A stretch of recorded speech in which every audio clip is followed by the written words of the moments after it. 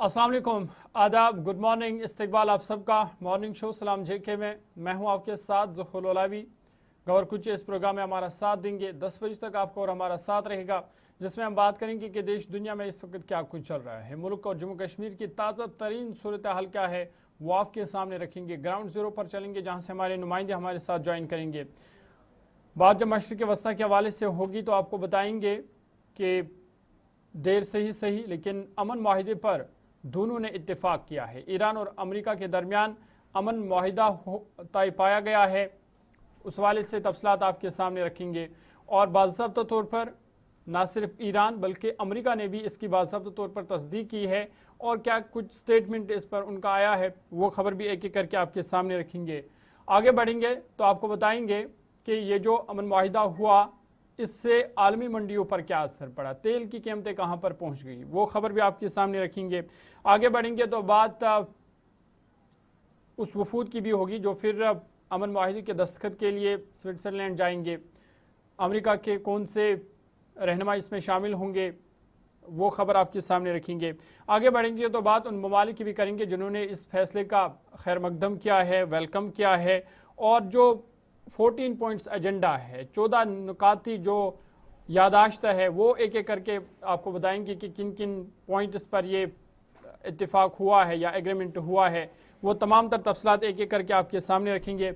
आगे बढ़ेंगे तो बात पाकिस्तान के ज़ेर इंतज़ाम कश्मीर की भी होगी जहाँ पर बड़े पैमाने पर मुजाहरे और तशद्दुद जारी है और मामला लंदन तक पहुँच गया है, वहाँ पर भी एहतजाज हुआ है, वो तमाम तर तफसीलात आपके सामने रखेंगे। बात आज गज़ा की भी करेंगे। लेबनान में सूरत हाल ठीक हुई, अमेरिका ईरान के दरमियान सूरत हाल ठीक हुई, लेकिन इजराइल अपनी हरकतों से बाज नहीं आ रहा और अब वो गज़ा की तरफ बढ़ रहा है और गज़ा के लोगों को निशाना बना रहा है, वो खबर आपके सामने रखेंगे। आगे बढ़ेंगे, बात जब जम्मू कश्मीर के हवाले से होगी तो जम्मू कश्मीर के सलामती सूरत हाल की बात करेंगे। साथ ही साथ अमरनाथ यात्रा की आमद है और उससे पहले ही तैयारियां कहां तक पहुंच गई है वो खबर आपके सामने रखेंगे। मुहर्रमुल हराम की भी आमद है, उस हवाले से क्या तैयारियां है वो तमाम तर तफसीलात आपके सामने रखेंगे। बात काश्तकारों से लेकर सयाहों की भी होगी और अदालतों के कुछ फैसले हैं जो आपके सामने रखना ज़रूरी है। एक एक करके इन तमाम खबरों पर आएंगे, लेकिन टेलीविज़न स्क्रीन के साथ साथ social media platforms YouTube, Facebook, Insta, x पर आप हमें देख सकते हैं और साथ ही साथ गुलिस्तान न्यूज़ की ऑफिशियल वेबसाइट www.gulistannews.com, वहाँ पर भी आप खबर पूरी तफसील के साथ देख सकते हैं। अपनी आरा, अपना कमेंट, अपनी राय वहाँ पर पेश कर सकते हैं। लेकिन प्रोग्राम की शुरुआत ताई फॉर्मेट के हिसाब से हिस्ट्री ऑफ द डे के साथ करेंगे कि माजी में आज के दिन की अहमियत क्या है। आज जून की 15 तारीख है, पीरवार का दिन है, लेकिन माजी में आज के दिन कौमी और बैन अक़वामी सतह पर क्या कुछ हुआ है बताएंगे मेरे साथी गौहर कुचे। बहुत बहुत शुक्रिया ज़ुहूर ओलावी। तो प्रोग्राम की शुरुआत है फॉर्मेट के मुताबिक तारीख में आज के दिन के हवाले से। आज 15 जून है और 15 जून को मुल्की और आलमी सतह पर क्या कुछ हुआ है, चंद मालूमात वाक़यात जो हम आपकी नज़र करेंगे, उसके बाद ही खबरों का पिटारा खोलेंगे और खबरों के पिटारे के साथ ही हम आपको बताएंगे कि देश दुनिया के अंदर क्या कुछ चल रहा है। और तारीख पे नज़र डालते हैं तो तारीख आज 15 जून 1908 आज ही के दिन कलकत्ता शेयर बाजार का आगाज हुआ है, वो आज ही का दिन था। और आज ही के दिन 15 जून साल 1954 में यूरोप के फुटबॉल तंजीम यूनियन ऑफ यूरोपीय फुटबॉल एसोसिएशन की तश्कील पाई है। आज ही के दिन 15 जून साल 1982 में फॉकलैंड में अर्जेंटाइन की अफवाज का बरतानवी फौज के सामने हथियार डालना, उन्होंने आज ही के दिन हथियार डाला साल 1982 में। आज ही के दिन 15 जून साल 1988 में नासा ने स्पेस व्हीकल S213 लॉन्च किया। आज ही के दिन 15 जून साल 1994 में इजराइल और वेटिकन सिटी में सफारती ताल्लुकात कायम हुए। आज ही के दिन साल 1997 में 8 मुस्लिम ममालिक की जानिब से इस्तांबुल में D8 नामी तंजीम की तश्कील पाई गई है। आज ही के दिन 15 जून साल 2001 में शंघाई ताउन तंजीम के क़याम का बाकायदा ऐलान शंघाई में किया गया है। आज ही के दिन साल 2002 में कनाडा के हैलीफैक्स में G8 ममालिक के वज़राए मालियात का इजलास शुरू हुआ है। आज ही के दिन साल 2006 में 15 जून साल 2006 में हिंदुस्तान और चीन ने पुराना सिल्क रूट खोलने का फैसला किया, वो आज ही का दिन था। और आज ही के दिन साल 1997 में स्पेन में 41 साल बाद आम इंतखाबात हुए, वो आज ही का दिन था। और आज ही के दिन साल 1944 में जंग अजीम और दोम अमेरिका ने स्पेन पर हमला किया। और आज ही के दिन साल 1896 में जापान में सुनामी से 27,000 अफराद हलाक, 9,000 जख्मी, 13,000 घर तबाह हुए। वो आज ही का दिन था। तो नाजरीन, ये थी तारीख में आज के दिन के हवाले से आज 15 जून को मुल्की और आलमी सतह पर क्या कुछ हुआ है। चंदा मालूमात वाकयात थे जो हमने आपकी नजर किए हैं। अब जरा खबरों की शुरुआत करेंगे ज़हूर लुलाबी। सबसे पहले बात मशरिक़ वस्ता के हवाले से होगी, जहां बड़ी पेशरफ्त हुई है और बड़ी राहत की खबर है पूरी दुनिया के लिए, क्योंकि अमन माहिदा तय पाया गया है। बड़ी खबर और बड़ी पेशरफ्त। जो तनाज़ा चल रहा था, जो जंग चल रहा था, हमले हो रहे थे, लेकिन अब वो ख़त्म होने के दाहिने पर है, क्योंकि अमेरिका ईरान के दरमियान अमन माहिदा तय पाया गया है। दोनों ममालिक ने इस पर इत्तेफाक किया है। जो भी एग्रीमेंट्स में जो भी पॉइंट्स है, 14 पॉइंट्स है, उन पर दोनों ने इत्तेफाक किया है। और इस हवाले से पाकिस्तान के वज़ीर आज़म शहबाज शरीफ ने बड़ा ऐलान किया और इसकी तस्दीक की कि अमेरिका और ईरान के दरमियान अमन माहिदा बिलाकर तय पाया गया है। इस अमन माहिदे में फौरी और मुस्तकिल जंगबंदी पर इत्तेफाक हुआ है कि फौरी तौर पर जंगबंदी होगी और मुस्तकिल जंगबंदी होगी, यानी अब कभी भी जंग नहीं होगी ईरान और अमेरिका के दरमियान। अमेरिका ईरान पर हमला नहीं करेगा। और दस्तखत की तकरीब फिर 19 जून को स्विट्ज़रलैंड में होगी, जहां पर इस तारीखी माहिदे पर दस्तखत किए जाएंगे। लेकिन फिलहाल दोनों ने इस अमन माहिदे पर इत्तेफाक किया है। बड़ी खबर कि पाकिस्तान के वज़ीर आज़म शहबाज शरीफ ने ऐलान किया कि तवील मुज़ाकरात के बाद अमेरिका और ईरान के दरमियान अमन माहिदा तय पा गया है।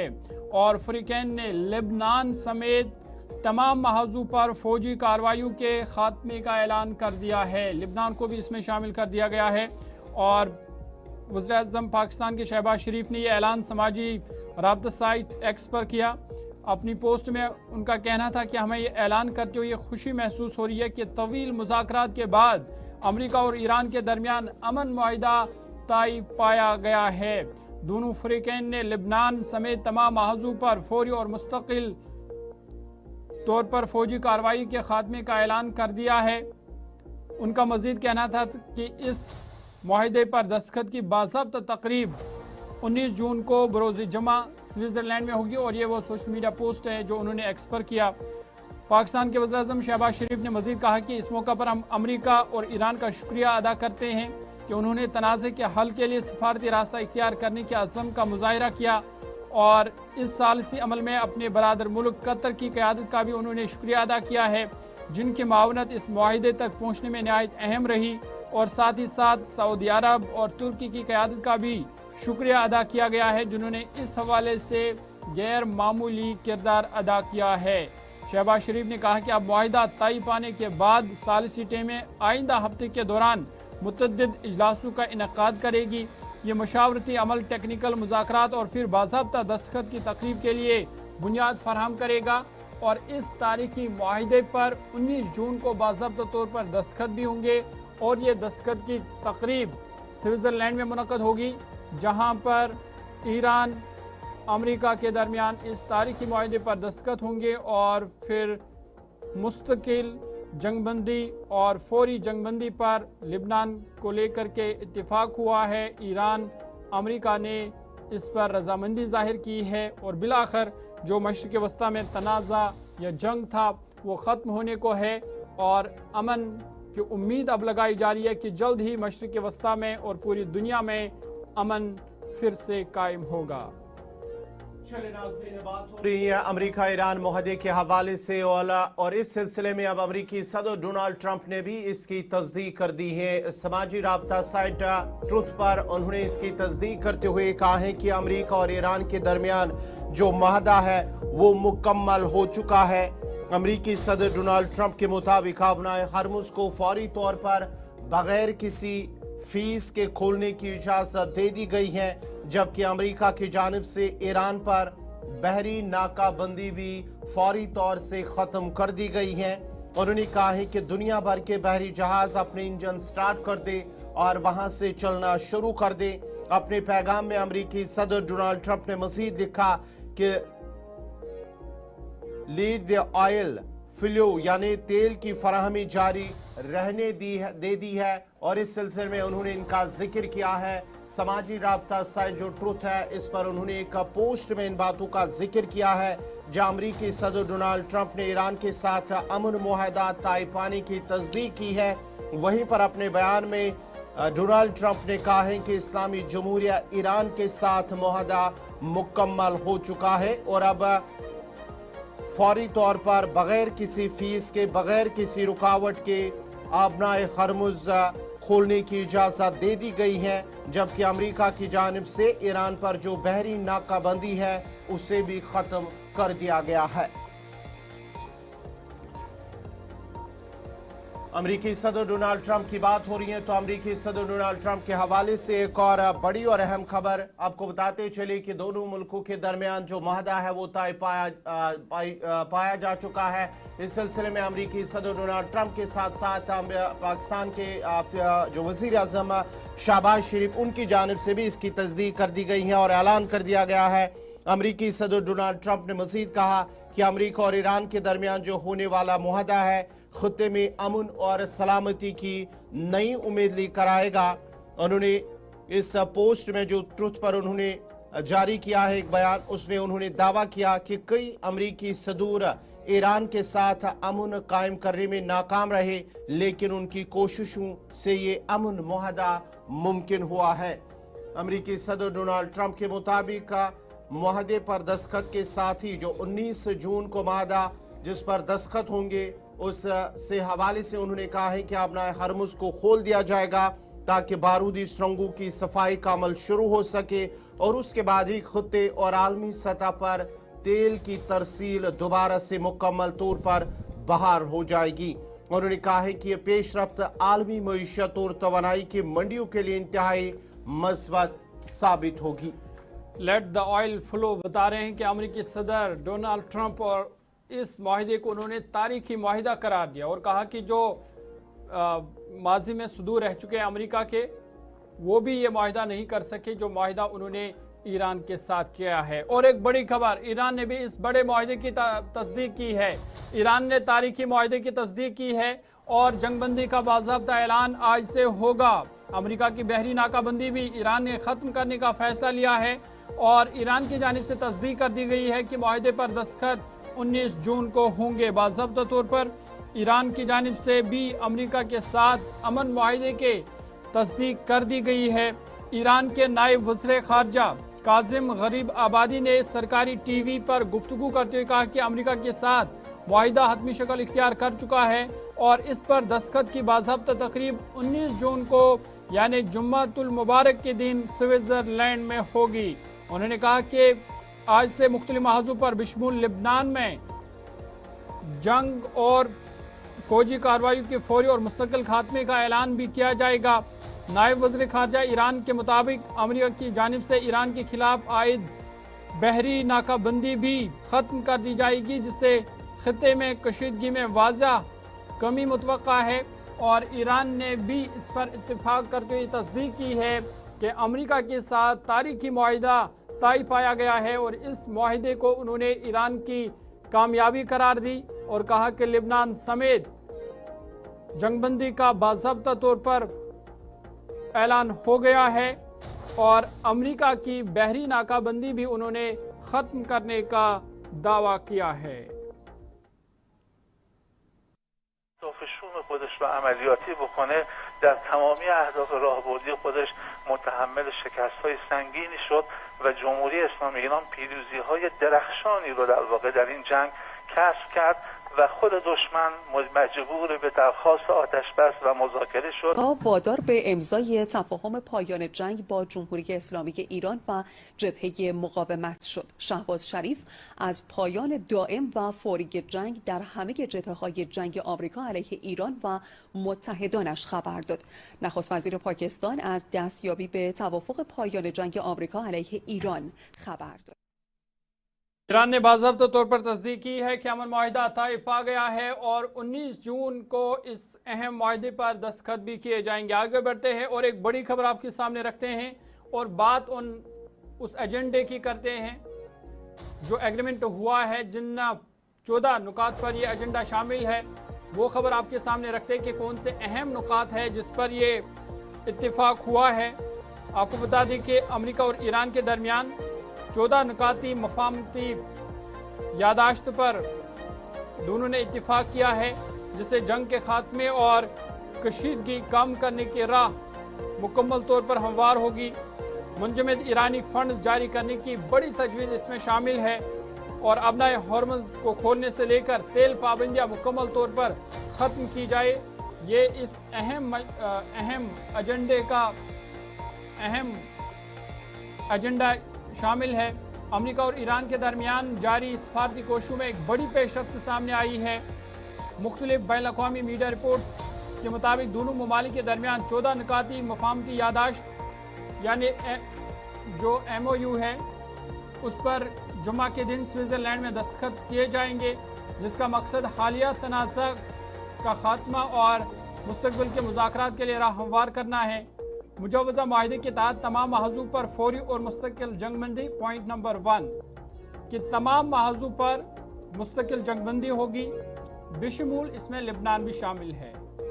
इसके अलावा अमेरिका की जानिब से ईरान की खुद मुख्तारी और दाखिली मामलात में कोई मुदाखलत नहीं होगी। पॉइंट नंबर 2 इसी तरीके से मसवदे में अमेरिकी बहरी नाकाबंदी का खात्मा, ईरान के अतराफ से अमेरिकी अफवाज के इनखिला और आइंदा 30 दिनों के अंदर अबनाए हॉर्मज को दोबारा खोलने की तजावीज़ भी शामिल है।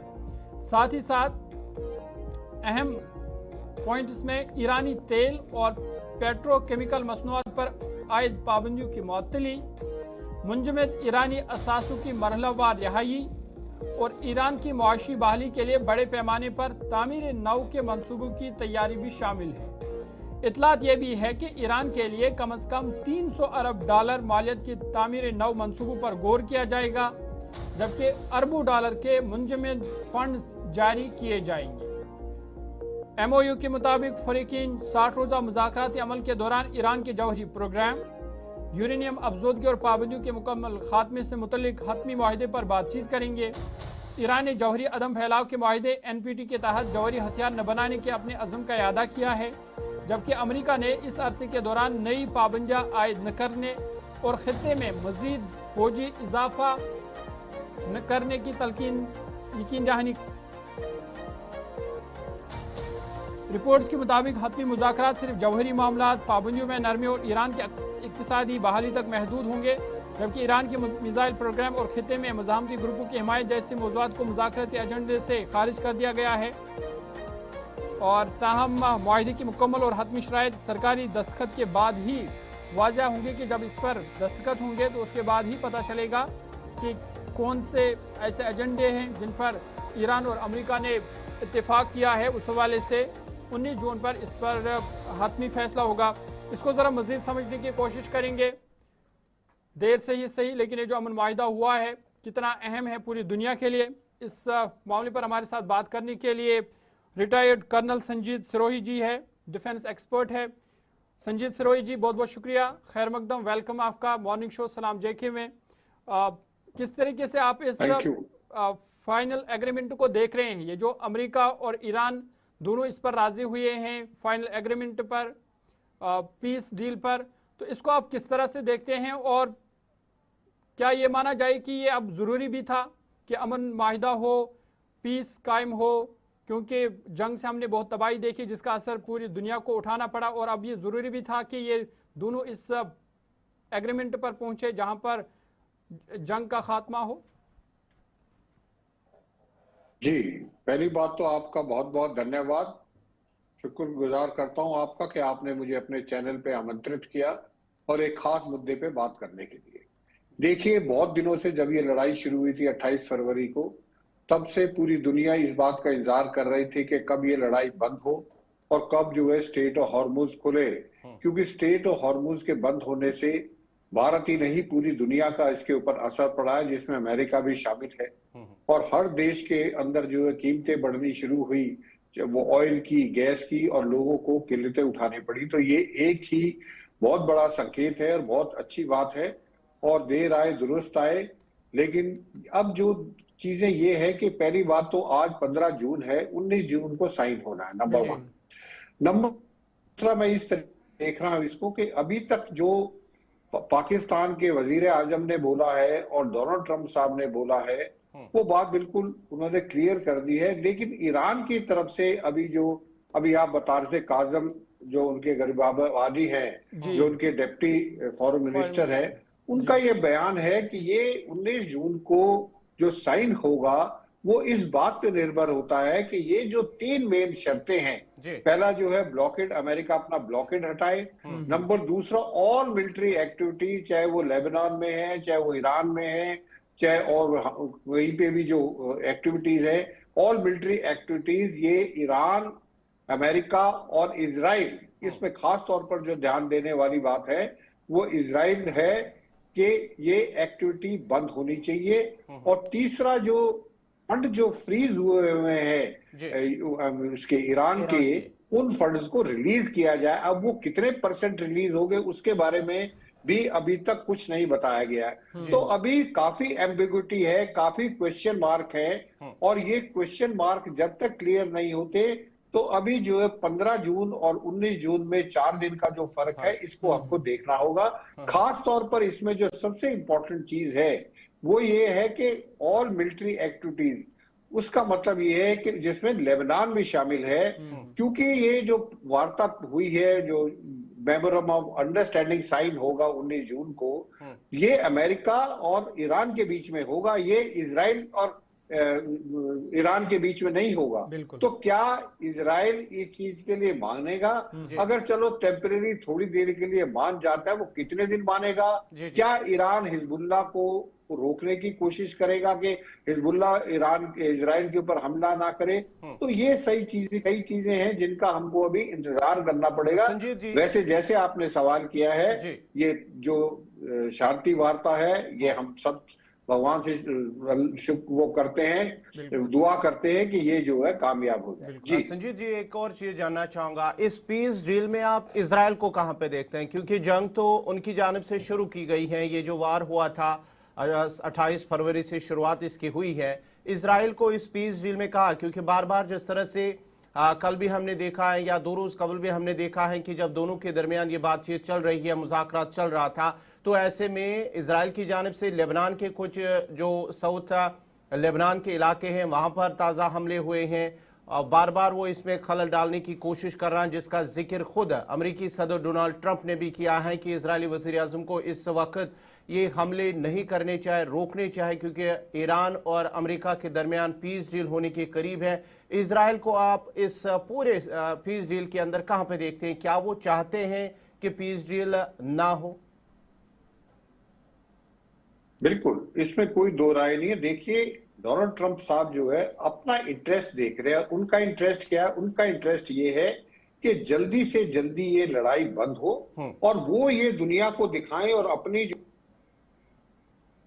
अमेरिका ने ये लड़ाई जीत ली है। लेकिन अगर आप सारे पॉइंट्स को देखें तो मुझे कोई भी एक ऐसा पॉइंट नहीं नजर आता है जिसमें अमेरिका के सदर ये कह सके कि अमेरिका जीत गया है। अगर आप 14 पॉइंट को देखें डिटेल में तो उनमें जो ज्यादातर जो पॉइंट है वो ईरान के फेवर में है और वो इजराइल को बिल्कुल पसंद नहीं आएगा।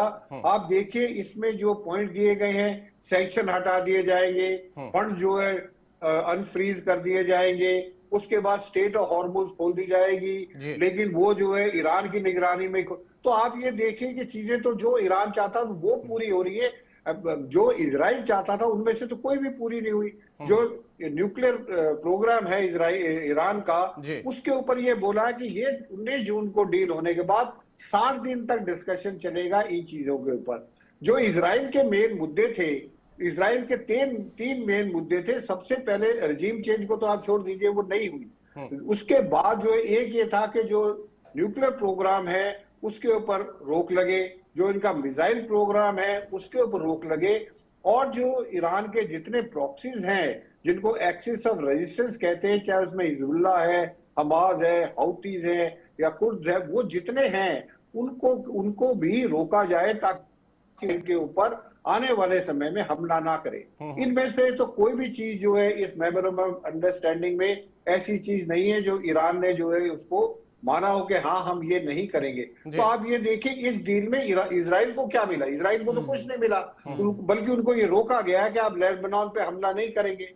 तो मुझे लगता है कि ये जो है, जब भी मैंने आपको कहा है 15 तारीख से लेके 19 तारीख के बीच में हमको देखना होगा कि इजराइल किस तरीके से रिएक्ट करता है। क्या इजराइल दोबारा लेबनान के ऊपर हमला करता है? क्या हिजबुल्ला ईरान इजराइल के ऊपर हमला करता है? तो ये हमको देखना होगा। 4 दिन की बात नहीं, मैं कह रहा हूं मेमोरेंडम ऑफ अंडरस्टैंडिंग 19 जून को ईरान और अमेरिका के बीच में साइन हो भी जाता है, तो भी जो है गारंटी नहीं है कि उसके बाद जो इजराइल हमला ना करे। संजीव जी, एक और चीज मैं आपसे जानना चाहूंगा, ये जो पीस डील हो रही है, अब क्या ये माना जाए कि अमेरिकी सदर डोनाल्ड ट्रंप पर एक तो अमेरिका के अंदर पूरा प्रेशर है, दबाव है, और दूसरा आलमी सतह पर भी अमेरिका को दबाव है, अमेरिकी सदर को दबाव है, जिसको लेकर वो ईरान के जितने भी पॉइंट्स है वो मानने के लिए राजी हुआ है। और दूसरा जो ये पीस डील हुई है, इसमें आप पाकिस्तान का रोल, सऊदी अरब का रोल, टर्की का रोल या कतर का रोल,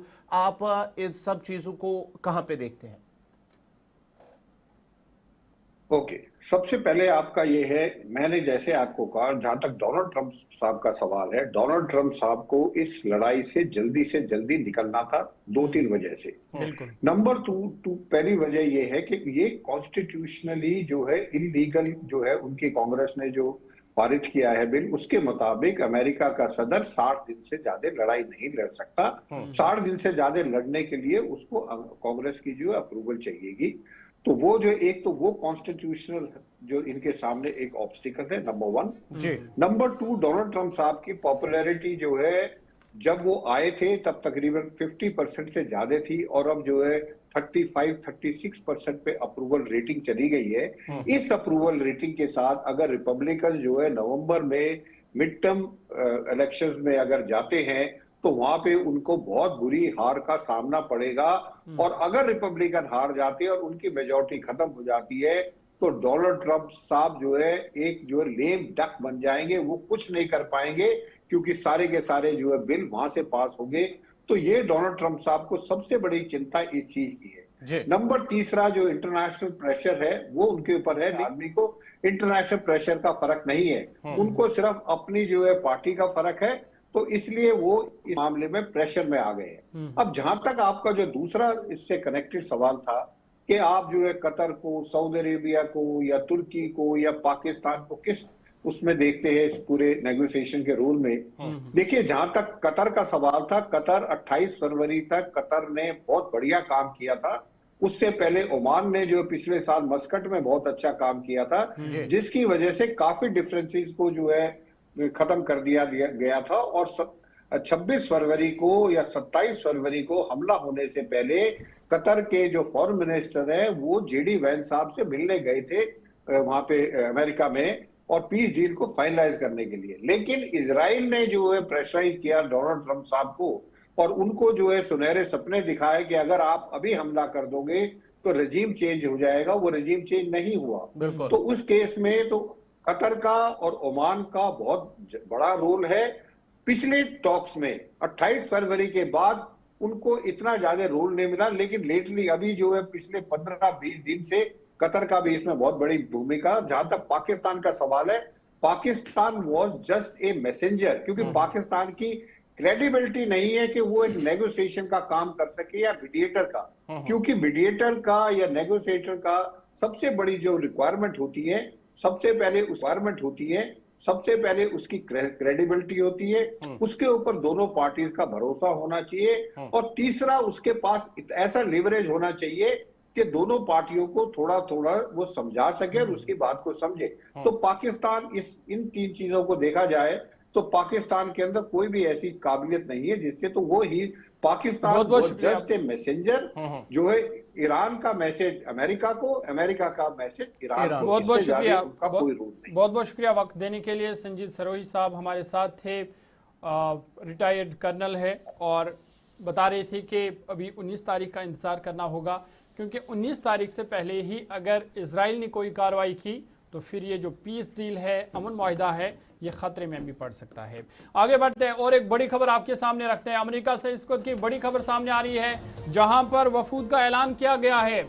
जेनेवा में जो अमन मुआहिदे के लिए दस्तखत करने हैं, उस हवाले से जेडी वेंस को इस अमन मुआहिदे के लिए जेनेवा भेजा सकता है। बड़ी खबर कि सदर ट्रंप भी इस अमन मुआहिदे में शिरकत कर सकते हैं। जेनेवा में जो तकरीब होगी 19 तारीख को मुआहिदे पर दस्तखत के हवाले से, उस वफूद में जेडी वेंस उस वफूद की क़यादत करेंगे।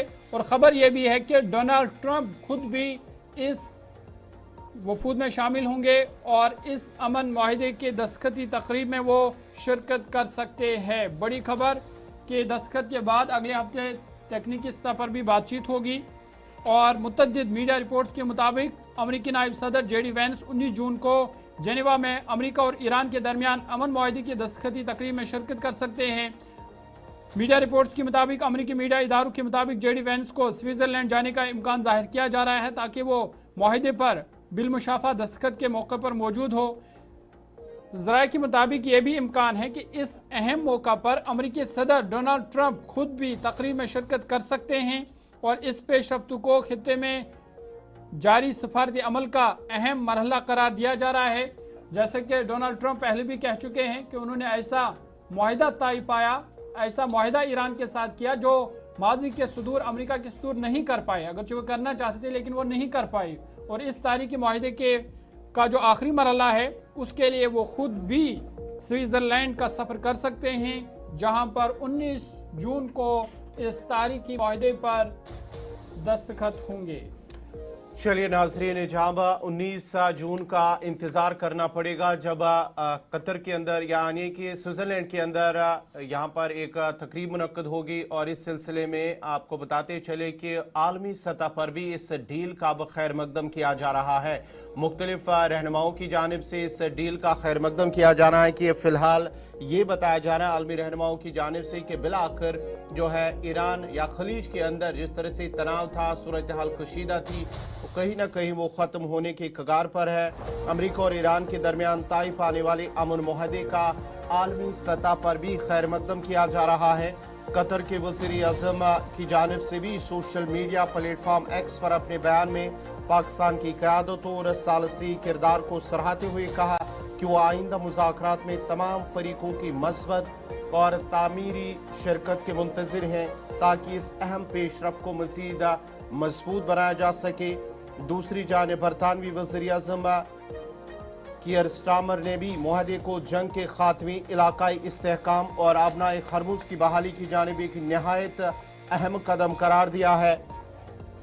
उन्होंने सदर ट्रंप, पाकिस्तान, कतर और दीगर सालिस ममालिक को मुबारकबाद देते हुए कहा कि आज़ादाना जहाजरानी की बहाली आलमी मईशत के लिए नागुज़ीर है।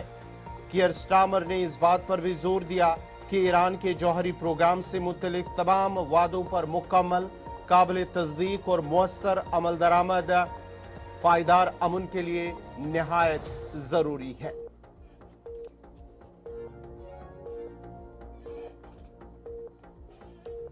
चलिए नाजरीन, यहाँ पर रुकते एक छोटे से तिजारती वक्फे के लिए। वक्फे के फ़ौरन बाद हाजिर होंगे तो बात न सिर्फ खलीजी ममालिक के हवाले से, उसके साथ साथ ही अब जब अमन माहदा हो रहा है तो इस पर तेल मंडियों पर क्या असर पड़ेगा, उस हवाले से भी हम ज़रूर अपडेट करेंगे। उसके साथ साथ ही कुछ मुल्की खबरें हैं, जम्मू कश्मीर की भी खबरें हैं। लेकिन यहाँ पर छोटा सा तिजारती वक्फा, हमारे साथ रहिएगा।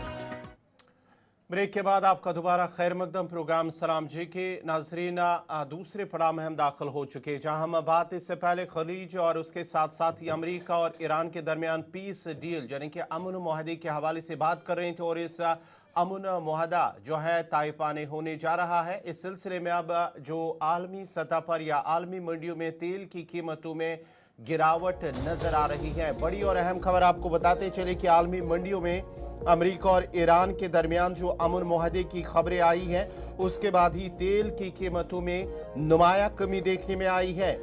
एशिया मार्केट्स के दौरान क्रूड ऑयल की कीमत 3.8% कमी रिकॉर्ड की गई है, जिसके बाद $84.02 फी बैरल तक पहुंच गई है। बड़ी और अहम खबर और अच्छी खबर कि क्रूड ऑयल की कीमत जो है वो कम हुई है। इसमें तकरीबन 4% की कमी रिकॉर्ड की गई है और जो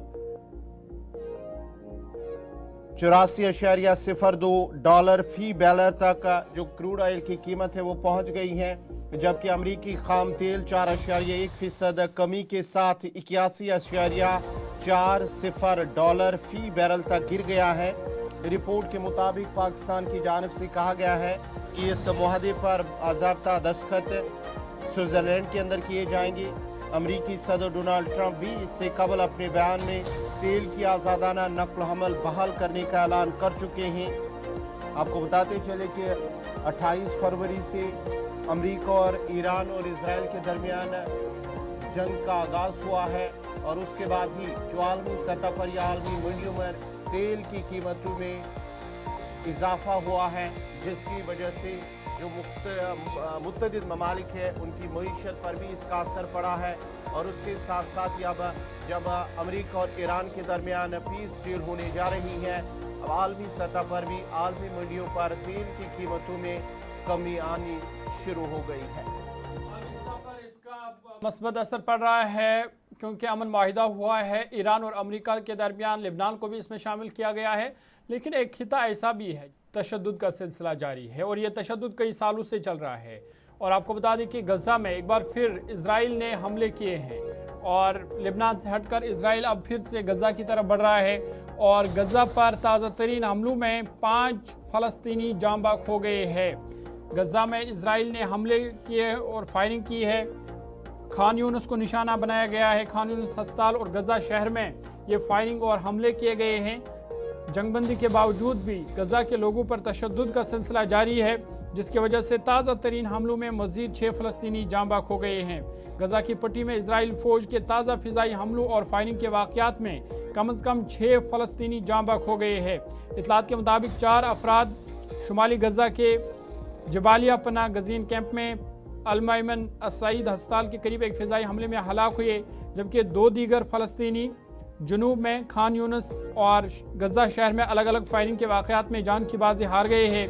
यह हमले ऐसे वक्त में हुए हैं जब मिस्र, कतर और तुर्की की सालसी में हमास और दीगर फ़लस्तीनी धड़ों के साथ गज़ा से मुतल्लिक़ अमेरिकी सदर डोनाल्ड ट्रंप के मुजव्वज़ा मंसूबे के दूसरे मरहले पर एक हफ्ता तवील मुज़ाकरात मुकम्मल हुए हैं।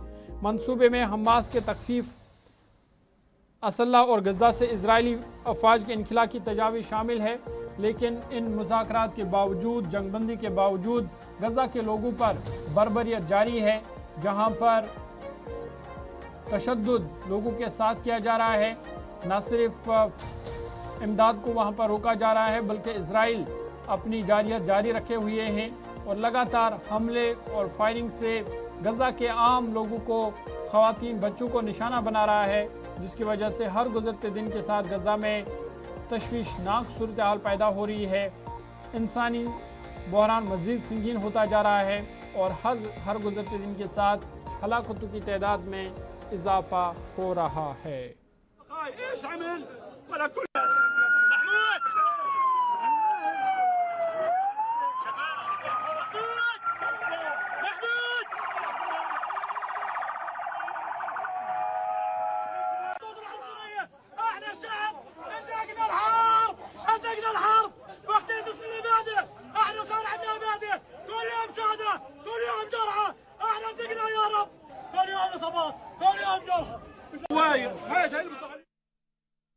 बात मशरिक़ वस्ता के हवाले से हो रही है, तो आगे बढ़ते हैं। बात हमसाया मुल्क पाकिस्तान की करते हैं और आपको बता दें कि पाकिस्तान के ज़ेर इंतज़ाम कश्मीर में भी मुजाहिरों का सिलसिला जारी है और साथ ही साथ मुजाहिरीन को उन पर तशद्दुद भी किया जा रहा है। और ताज़ा तरीन इतलात के मुताबिक रावलाकोट क्रैकडाउन में 2 अफराद को निशाना बनाया गया है, वो हलाक हो गए हैं, जबकि मुतअद्दिद शहरी ज़ख्मी बताए जा रहे हैं। ड्रेक ईदगाह वाक़े पर अवाम में लगातार गम गुस्सा देखा जा रहा है। और दूसरी जानिब लंदन में POK के कश्मीरियों से इज़हार यकजहती की गई है, वहाँ पर लंदन में एहतजाज किया गया है। इंसाफ और इंसानी हुकूक के तहफ़्फ़ुज़ का मुतालबा भी दोहराया गया है। पाकिस्तान के ज़ेर इंतज़ाम जम्मू कश्मीर के शहर रावलाकोट में ड्रेक ईदगाह के मकाम पर जारी धरने को ख़त्म कराने के लिए किए गए मुबैना क्रैकडाउन के दौरान 2 अफराद के हलाक और मुतअद्दिद दीगर शहरियों के ज़ख्मी होने की इतलात मौसूल हुई है। ज़राए के मुताबिक ये कार्रवाई अलसुबह अमल में लाई गई, जिस दौरान मुजाहिरीन और सिक्योरिटी एहलकारों के दरमियान कशीदगी पैदा हो गई। इतलात के मुताबिक जाम बहक होने वालों में ज़िला सुदौनी के इलाके फलियाँ इस्लामपोरा पलंदरी से ताल्लुक़ रखने वाले नईम अमीन शामिल है, जबकि दूसरे मुतवफ़्फ़ी की शनाख्त अभी जाहिर नहीं की गई है। ज़ख्मी जो अफराद हुए हैं उन्हें करीब अस्पताल मुंतकिल किया गया है, जहाँ बाज़ की हालत तशवीशनाक बताई जा रही है। इधर दूसरी जानिब इस वाक़े के खिलाफ बरतानिया के दारुल लंदन में एक एहतजाजी मुजाहरा भी मुनक्कद किया गया, जिसमें मुख्तलिफ शोबाए ज़िंदगी से ताल्लुक़ रखने वाले अफराद ने शिरकत की। मुजाहिरीन ने कश्मीरी अवाम के साथ इज़हार यकजहती करते हुए इंसानी हुकूक के तहफ़्फ़ुज़ और इंसाफ की फराहमी का मुतालबा किया है।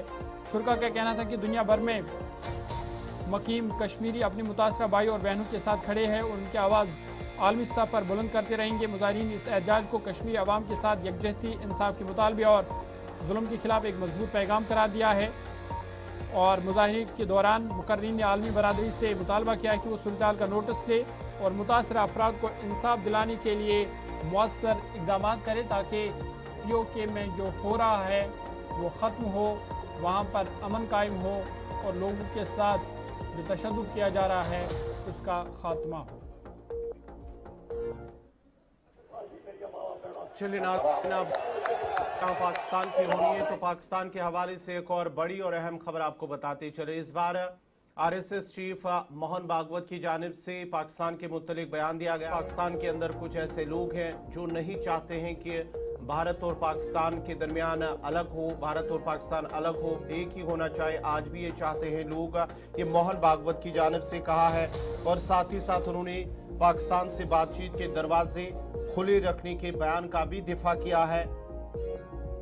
मोहन भागवत ने मजीद कहा है कि पाकिस्तान के हवाले से जो तंजीम का मौक़िफ़ है, यानी कि RSS का मौक़िफ़ है, हुकूमत हिंद की पॉलिसी के मुताबिक होगा, यानी कि जो हुकूमत का मौक़िफ़ होगा वही RSS का मौक़िफ़ है, ये उनकी जानिब से कहा गया है। उन्होंने ये भी कहा है कि पाकिस्तान में ऐसे कई लोग आज भी मौजूद हैं जो समझते हैं कि तकसीम हिंद एक गलत फैसला था, और वहाँ के कुछ सहाफ़ी RSS और इसके काम की तारीफ भी करते हैं। मोहन भागवत के मुताबिक पाकिस्तान के अंदर एक ऐसा तबका भी मौजूद है जो 2 कौमी नजरिए के खिलाफ है और मुश्तरका रिहाइश को बेहतर समझते हैं। ये RSS चीफ मोहन भागवत की जानिब से उन्होंने मजीद क्या कुछ कहा है वो भी सुनते हैं। That was not the question. Question was, can this people to people reaction happen? So Pakistan is state, Pakistan people. State is anti-India, and the government has answered that if गोली है तब तक बात नहीं होगी, टेररिज्म है तब तक बात नहीं होगी. That is the answer. Regarding the state of Pakistan, whatever our national policy does, we are for it.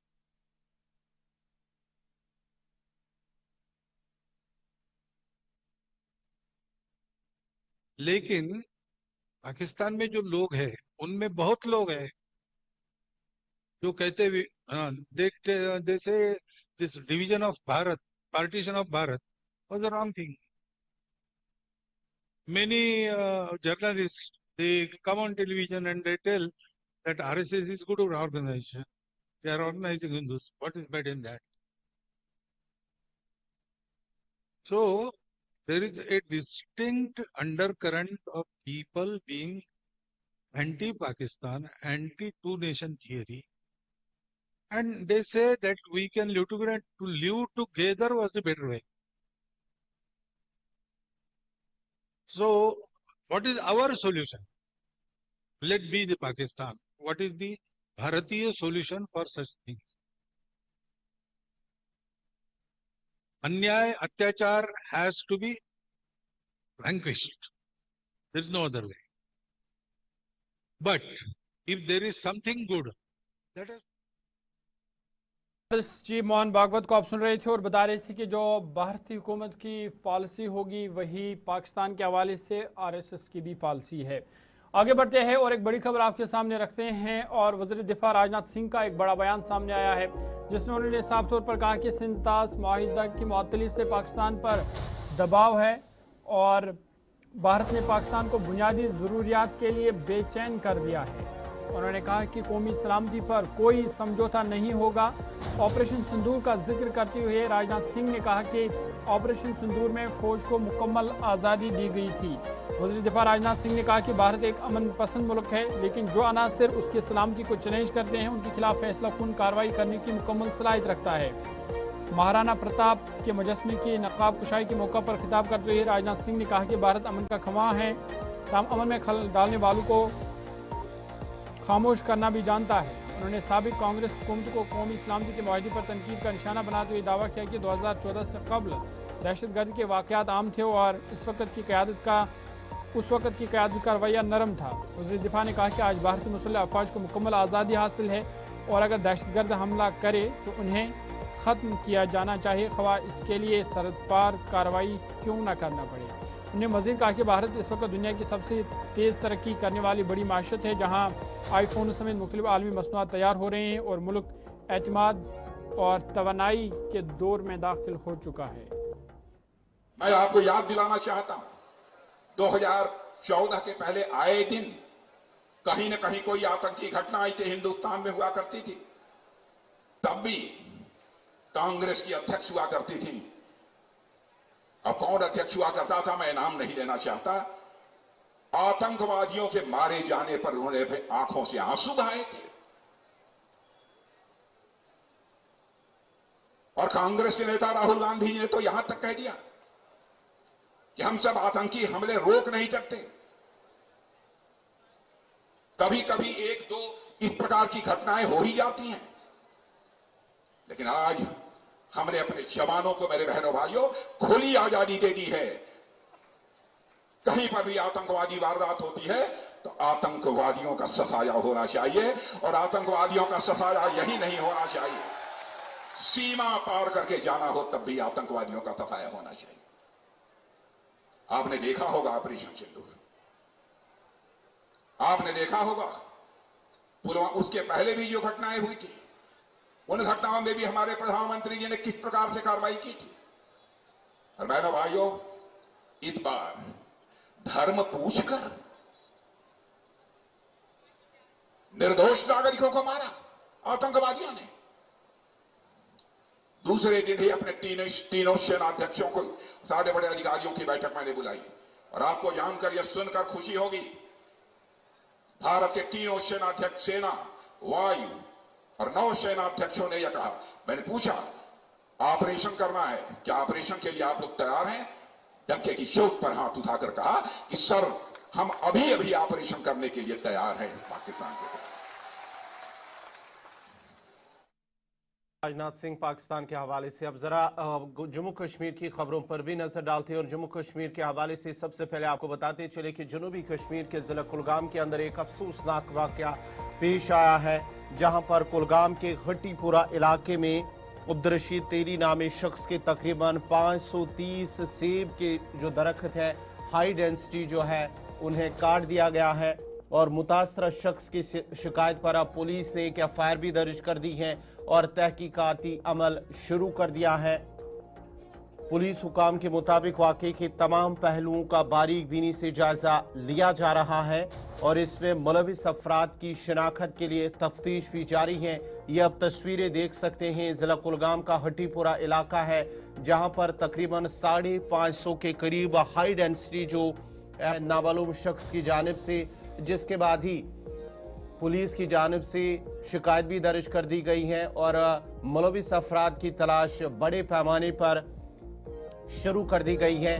Police की जानिब से आवाम से अपील की गई है कि अगर किसी के पास इस वाक़े से मुतल्लिक़ कोई मालूमात हो तो वो मुतल्लिक़ा हुकाम के साथ ताउन करे ताकि जिम्मेदारों को कानून के कठघरे में लाया जा सके। ये तस्वीरें कुलगाम हट्टीपुरा इलाका, जहां पर 550 के करीब हाई डेंसिटी जो एप्पल ट्रीज हैं उन्हें नामालूम अफराद की जानिब से काट दिया गया है। एक अफसोसनाक वाक़या पेश आया है। हाई डेंसिटी बाग बनोमुत 4 वरी 500 कुल रात दोस 10 बजे वाड़ में पे गई शाम घर सुबह 10 बजे कॉल ये मिलन वालों कोर फोन दोस्त गोखा बागस मज मे दोस ना अ गाँव में जलस तो बह ना ये बह वन ीर तम जल्दी ये बागस में ये गेट फुट बे कुल 3 पत्थर बस 10 बज तो वो योर बागस में तो ये मे 500 कुल हाई डेंसिटी पत्थर मे कर्ज वर्ज कोर्मुत लोन कोर्मुत अत रपन 30 लक्षन बाग बनोमुत तो वन बस आस योर तो ये सोरे पत्थर बस ये इंसाफ बे दरिंद गन पूरे तौर काबू कर तो बाकी क्या हेको कर पे कोर अगर मे अम नश कतल कर तो बाकी बचन वनकस मकलो मे रपये दह लेन देन कह सोरे ये पे अलबत्ता मे पन पान बंद थोमुत कर्ज कोर्मुत लोन कोर्मुत यह बाग बनोमुत 4 वर नुक टित नुनमई तहसील यारीपोरा यह मे बेंथर चूँकि अमिस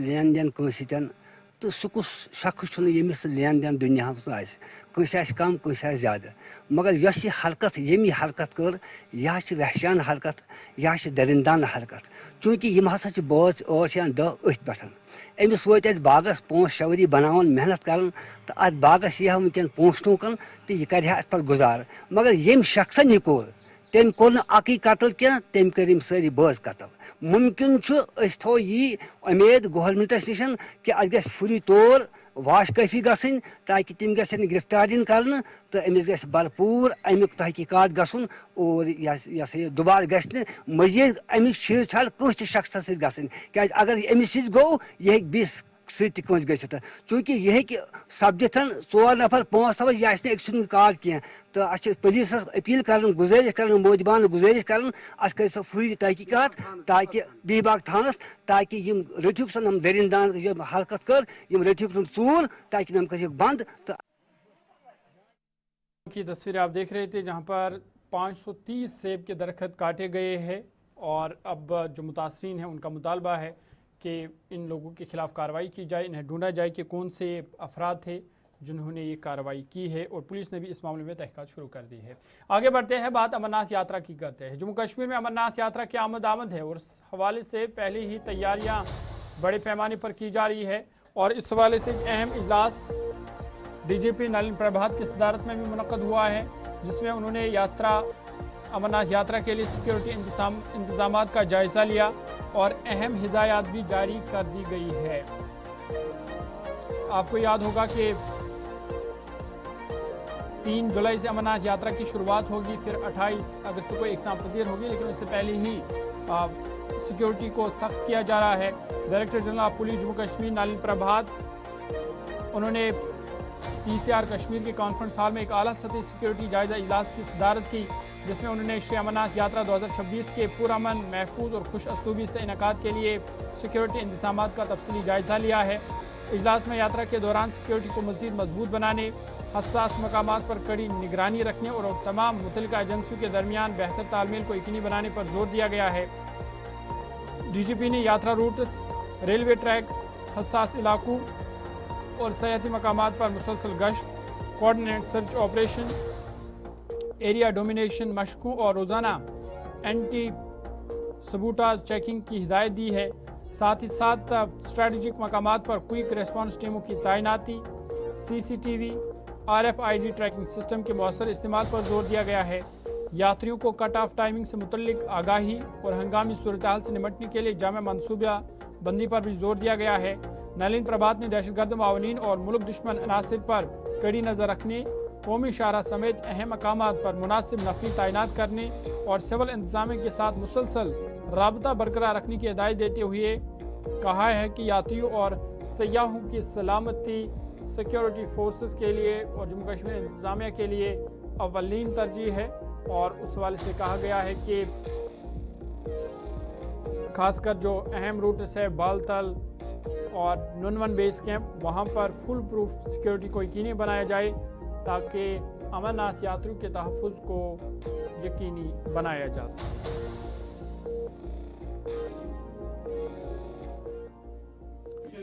यात्रा की बात हो रही है तो यात्रा के हवाले से हम बढ़ते हैं आगे। बात सिक्योरिटी की हो रही है। श्रीनगर के अंदर भी कल जिस तरह से चेकिंग की गई है होटलों के अंदर और दीगर जो भी रिहाइश वहाँ पर लाल चौक और घंटाघर के आसपास होटल और रिहायशी मराकज़ हैं, यहाँ पर तलाशी और चेकिंग मुहिम चलाई गई है। हुकाम के मुताबिक इस दौरान होटलों के रिकॉर्ड, मेहमानों की तफसीलात, सिक्योरिटी इंतजामात का जायजा लिया गया है। पुलिस सीआरपीएफ की जानिब से ये मुश्तरका तलाशी और चेकिंग मुहिम चलाई गई है। लाल चौक घंटाघर के आसपास एक तो होटल और दीगर जो रिहायशी मराकज़ हैं, यहाँ पर ये मुहिम चलाई गई है।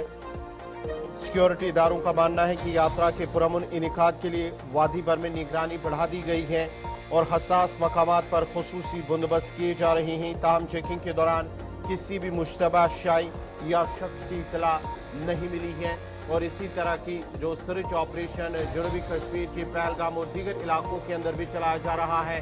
खुसूसी मशक़ें, खुसूसी ड्रिल का भी इनेकाद किया जा रहा है पहलगाम के अंदर और उसके साथ साथ ही श्रीनगर के अंदर और जम्मू के अंदर भी खुसूसी नाके जो लगाए जा रहे हैं, CCTV कैमरास इंस्टॉल किए जा रहे हैं इंतजामिया की जानिब से, क्योंकि अब 15 दिन यानी कि 17 दिनों के बाद अमरनाथ यात्रा शुरू हो रही है।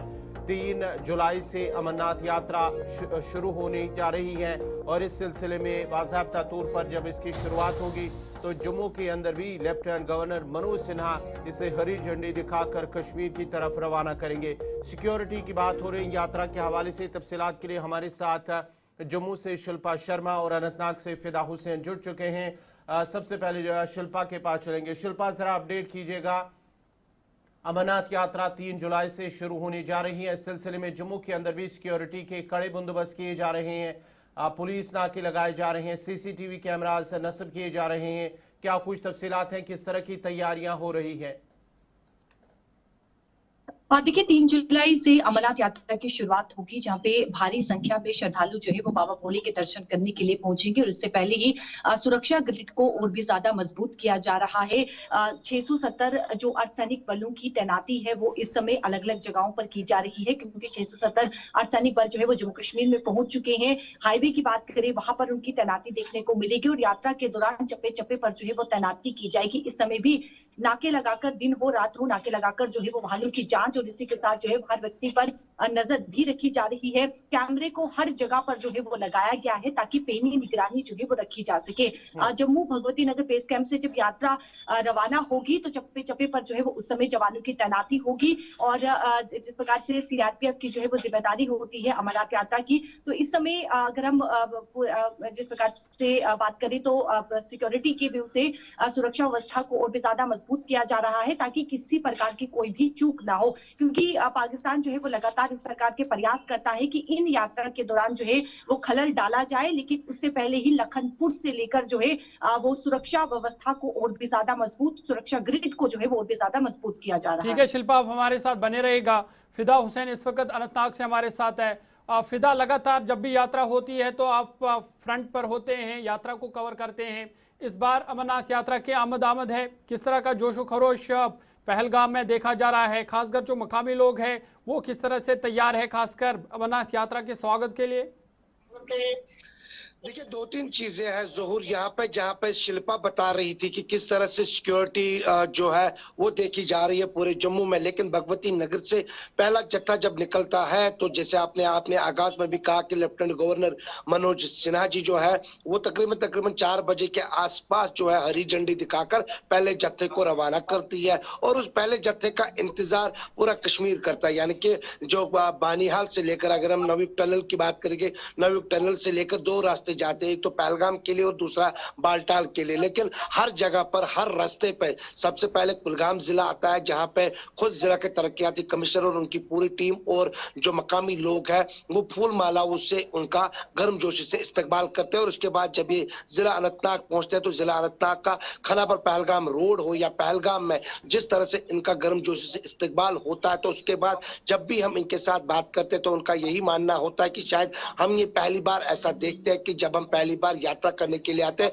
जो पहली बार यात्रा करते हैं, देखिए उनका यही कहना होता है कि पहली बार यात्रा है और पहली बार हम ऐसी जो व्यवस्थाएं हैं जो यहाँ पर सरकार की तरफ से रखी जाती है, चाहे वो पीने का पानी हो, चाहे वो सेहत सफाई हो, चाहे उसमें बिजली हो, चाहे उसमें जो खाने पीने की चीजें हो, जो लंगर वाले हैं जो वहाँ पे सेहत सफाई का वो खास ख्याल भी रखते हैं इन दिनों। और वहाँ पे टॉयलेट फैसिलिटी जो है वो पहले ही रखी गई है, यानी कि जिस तरह से जितने भी इंतजाम है उनको हतमी शक्ल दी गई है। अब बस इंतजार है पहले जत्थे का, वो जो हम देख रहे थे कि मॉक ड्रिल्स का इनेकाद किया जा रहा था, खासकर जो अहम रूट्स है, जो 4 बजे रवाना हो जाएगा या दीगर जो रूट्स है जहां पर मॉक ड्रिल्स का इनेकाद किया जा रहा था, क्या वो तैयारियां मुकम्मल हो चुकी है सिक्योरिटी के हवाले से, इंतजामात के हवाले से? और इस साल नया क्या होगा? क्या जो यात्रा रूट्स की मरम्मत थी वो काम मुकम्मल हुआ है? और इस बार नया क्या होगा, क्योंकि हमने पहले ही देखा कि नो फ्लाइंग जोन करार दिया गया है, मजीद क्या कुछ इस बार नए इंतजामात ज़ायरीन के लिए होंगे? देखिए हर साल कुछ नया करने की जो है जो सरकार है, जो खुद इसके लेफ्टिनेंट गवर्नर जी जो है वो खुद हर बार मीटिंगें लेकर ये देखते हैं कि इस बार हम और अच्छा करने की कोशिश करेंगे, और वो चीजें होती है फिर, क्योंकि हम देखते हैं कि अगर सेहत सफाई, जैसे हम सेहत की बात करेंगे, क्योंकि पहलगाम का जो रास्ता है वो काफी ऊंचाई पर है और उसको तकरीबन 1 से 1.5 दिन जो है जो पैदल यात्रा के लिए जाते हैं उनको लगता है वहां तक बाबा के दर्शन के लिए। जब वो बाबा के दर्शन करते तो उसके बाद जब उनकी वापसी होती है, फिर उनकी वापसी जो है वो मुमकिन बनाने के लिए वहां पे ट्रांसपोर्ट की फैसिलिटीज, तो देखा जाए तो हर बार जिस तरह से यात्री जो है खुश होके वापस चली जाती है, खुश होके ये कहते हैं कि थैंक यू सरकार, और ये भी कहते हैं कि ऐसी शायद जो है जो फैसिलिटीज है हम अपने स्टेट्स में तो नहीं देखते हैं जो इस तरह की फैसिलिटी यहाँ पे रखी जाती है। लेकिन फिर से इंतजार है पहले जत्थे का, पहले जत्थे का इंतजार है। फिदा हमारे साथ बने रहेगा। शिल्पा आपके पास आएंगे। जो सिक्योरिटी का इंतजामात हम देख रहे थे या तैयारियां, क्या वो मुकम्मल हो गई है क्या, या अभी मजीद कुछ करना बाकी है? जो रंग रोगन हम देख रहे थे, भगवती नगर बेस कैंप को सजाया जा रहा था, क्या वो तमाम तर तैयारियां मुकम्मल हुई है या अभी मजीद कुछ करना बाकी है?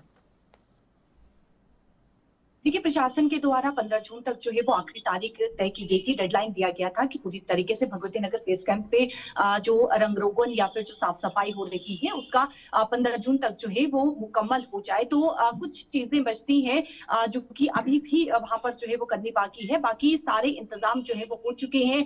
भगवती नगर बेस कैंप को जो है वो पूरी तरीके से तैयार किया गया है, सजाया गया है, मरम्मत कार्य वहां पर जो है वो पहले किया गया, ताकि यात्री जब वहां पर पहुंचेंगे तो उन्हें एसी नॉन एसी जो भी उन्हें कमरे चाहिए वहां पर जो है वो उन्हें मुहैया करवाया जाएगा और उन्हें हर प्रकार की जो है वो सुविधा दी जाएगी। बहुत बहुत शुक्रिया आप दोनों नुमाइंदों का हमारे साथ ज्वाइन करने के लिए। फिदा हुसैन पहलगाम से हमारे साथ थे, शिल्पा शर्मा जम्मू से हमारे साथ थे और बता रहे थे कि अमरनाथ यात्रा की आमद है और इससे कबल ही लोगों में काफ़ी जोश व खरोश देखा जा रहा है। वादी कश्मीर के लोग अमरनाथ यात्रियों का इस्तकबाल करने के मुकम्मल तौर पर तैयार है और साथ ही साथ इंतज़ामिया भी मुतहरिक है। सिक्योरिटी से लेकर दीगर इंतजामात को हतमी शक्ल दी जा रही है। बात अमरनाथ यात्रा के हवाले से हो रही है तो बात और एक अहम तकरीब की करते हैं, और अहम तकरीब मुहर्रमुल हराम की है।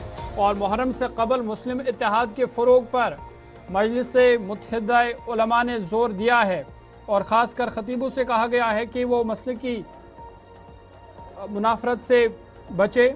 और शिया सुन्नी राबता कमेटी का एक अहम इजलास हुआ है जिसमें हम आहंगी बरकरार रखने का अज़म दोहराया गया है।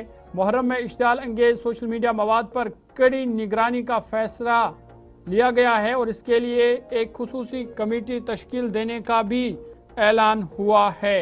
और ख़ासकर जो खतीब है या उनसे कहा गया है कि वो मेंबर पर मसले की मुनाफरत फैलाने से बचे।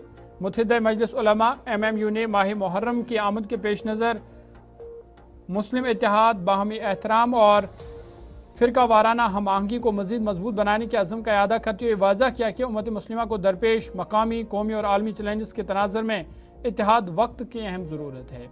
जामा मस्जिद श्रीनगर में मुनक़दा MMU की शिया सुन्नी राबता कमेटी के इजलास, जिसकी सदारत आगा सैयद मुज्तबा ने की, मुख्तलिफ मजहबी तंजीमों के उलमा नुमाइंदों ने इस अहम इजलास में शिरकत की।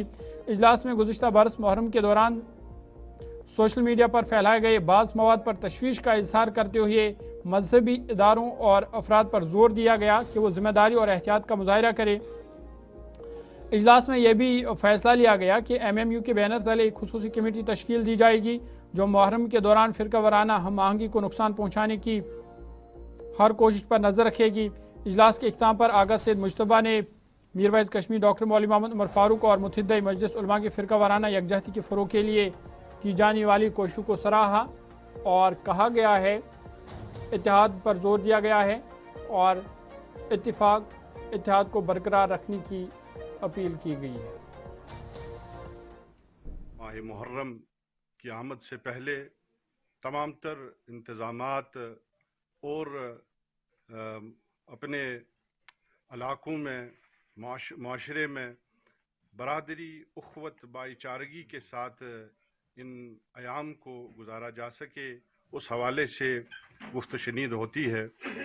तबादले ख़याल मुख्तलिफ़ तंजीमों के नुमाइंदगान सरबराहान ने यहाँ पेश किए और इसी बात का इयादा किया कि जो मुहर्रम के जुलूस हाई अज़ा हैं उनमें किस तरह से हम वहदत और उख़्वत का पैगाम पूरी उम्मत को दे सकें। जिस तरह से सरज़मीन कश्मीर के मुसलमानों की जो भाईचारगी, जो इत्तेहाद पूरी उम्मत मुस्लिमा के लिए एक मिसाली कैफियत रखता है, उसी को मज़ीद मजबूत करने के लिए, उसी में और ज़्यादा तक़वियत बख्शने के लिए जो ये इक़दामात इस इजलास में फ़ैसलों के रोशनी में इंशाअल्लाह उठाए जाएंगे, वो उसी तरह नाफिजुल अमल होंगे जिस तरह से साबिक़े में हुआ है। Uncalled for. बढ़ते आगे बात अब ज़रा कुछ खाने की चीज़ों के हवाले से करते हैं। कुछ चीज़ें जिन्हें इंतज़ामिया की जानिब से जो फूड सेफ्टी स्टैंडर्ड्स अथॉरिटी है उनकी जानिब से उन्हें नोटिस भी जारी कर दिया गया है। Food safety and standards authority की जानिब से मुल्क की 8 फूड कंपनियों को गलत और गुमराहकुन सेहतमंद दावों के इस्तेमाल पर नोटिस जारी कर दिए गए हैं। 8 ऐसे प्रोडक्ट्स हैं, फूड प्रोडक्ट्स कंपनियां हैं जिन्हें इस हवाले से नोटिस जारी कर दिया गया है। रिपोर्ट के मुताबिक इन जो कंपनियां हैं इनमें Emami healthy and tasty, health aid, ट्रोवी, healthy factory, healthy master, healthy choice, plan B और न्यू हर्बस शामिल है जिन्हें ये नोटिस जारी कर दिया गया है।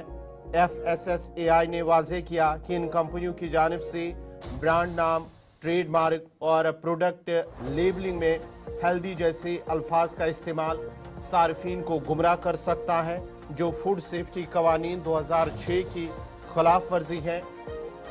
रेगुलेटर के मुताबिक इमामी हेल्दी एंड टेस्टी का ब्रांड नाम सार्फिन को गलत तासुर दे सकता है, जबकि प्लान बी की मसनूआत को वैगन के तौर पर पेश करने पर भी एतराज़ किया गया है क्योंकि इसके लिए ज़रूरी मंजूरी हासिल नहीं की गई थी। और इसी तरह हेल्दी फैक्ट्री की ज़ीरो मादा मसनूआत और न्यू हर्बस की ट्रू विटामिन सीरीज़ को भी गुमराहकुन करार दिया गया है। ट्रोवी की मुख्तलिफ स्कैनिंग आइटम्स और दीगर ब्रांड्स की जानिब से हेल्दी दावे पर भी सवालात उठाए गए हैं और ये भी सवालात की जद में आ गए हैं। अब food safety and standards authority of India ने कहा कि सारिफीन को दुरुस्त मालूमात फराम करना ज़रूरी है, लाजमी है और गुमराहकुन लेबलिंग किसी सूरत बर्दाश्त नहीं की जाएगी।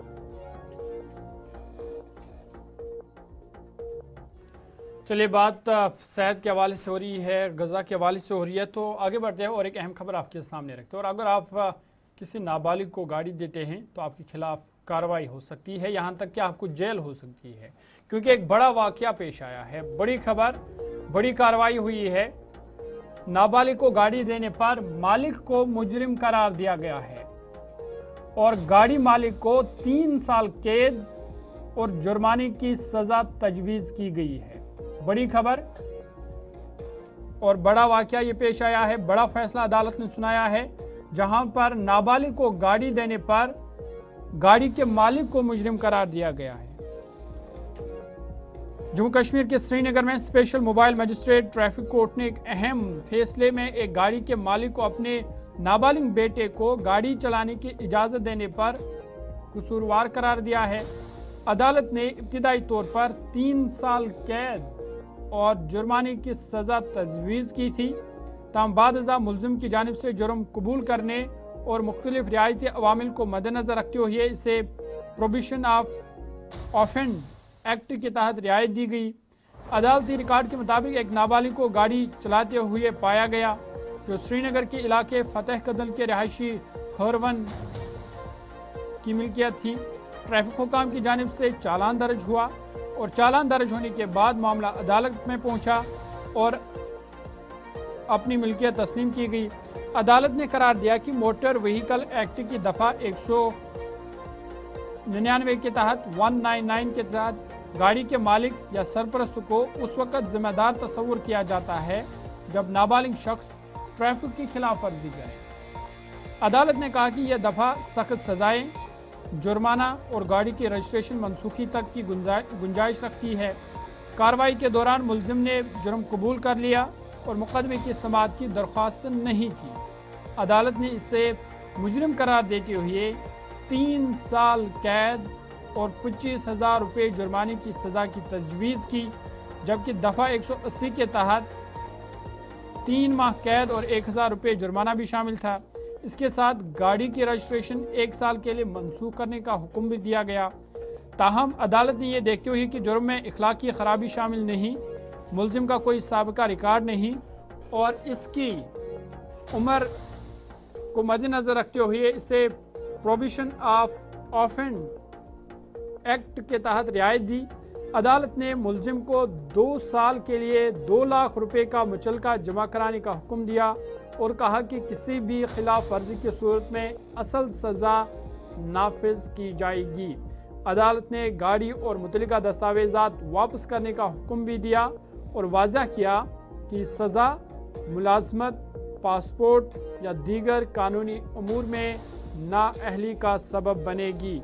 तो ये बड़ी खबर और ख़ासकर इस वाले से संजीदा होने की ज़रूरत है कि आप अपने बच्चों को गाड़ी चलाने नहीं दे सकते अगर वो नाबालिग है, क्योंकि अगर वो नाबालिग होते हुए गाड़ी चलाता है और फिर ट्रैफिक एहलकार के शिकंजे में आया तो फिर उसकी सज़ा आपको भुगतनी पड़ेगी और सज़ा छोटी नहीं है बल्कि 3 साल कैद हो सकती है, साथ ही साथ नकद जुर्माना भी हो सकता है। तो इस हवाले से ज़रा एहतियात बरतेगा, अपने नाबालिग बच्चों को गाड़ी चलाने की इजाज़त न दी जाए।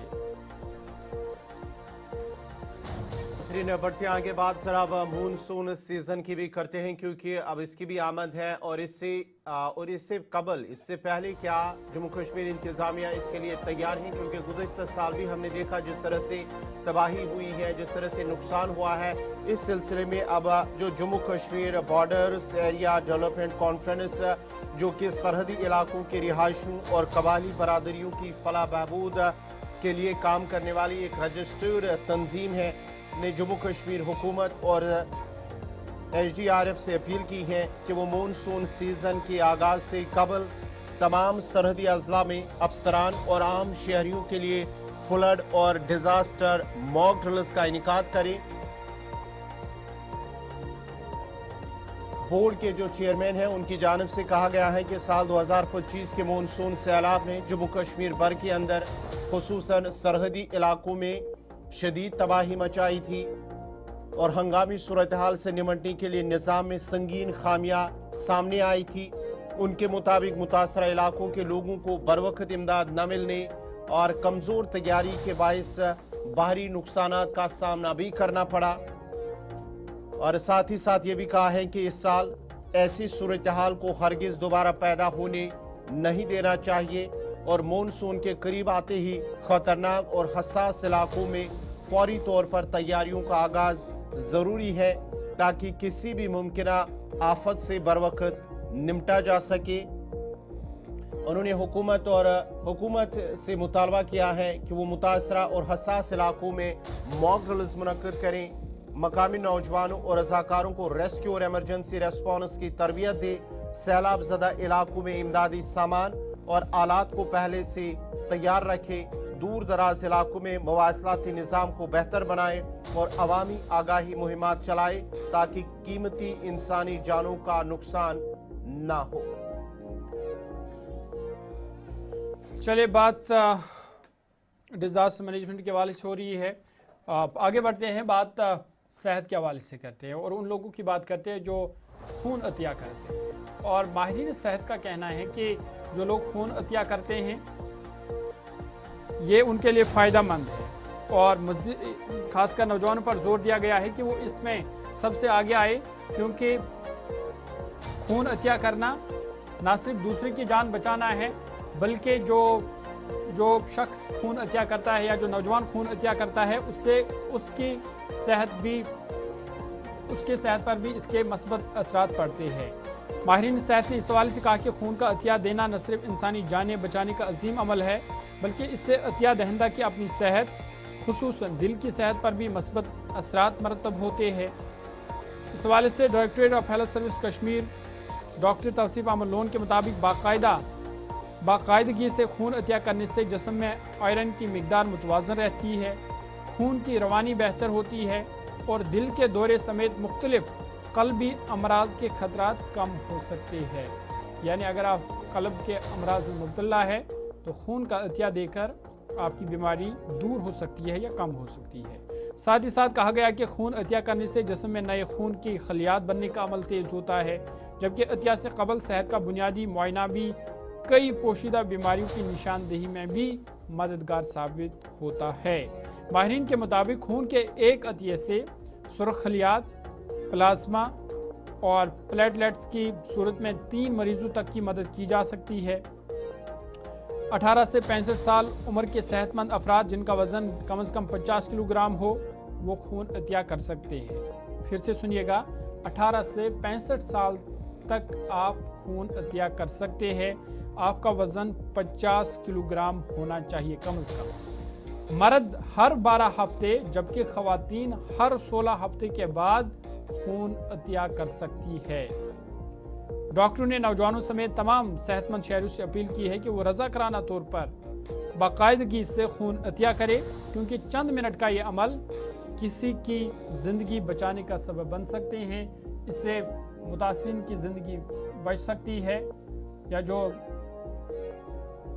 ज़रूरतमंद लोग हैं उनकी ज़िंदगी को बचाया जा सकता है। तो इस हवाले से आप भी खून अतिया करें, ये आपके सेहत के लिए भी बेहतर होगा।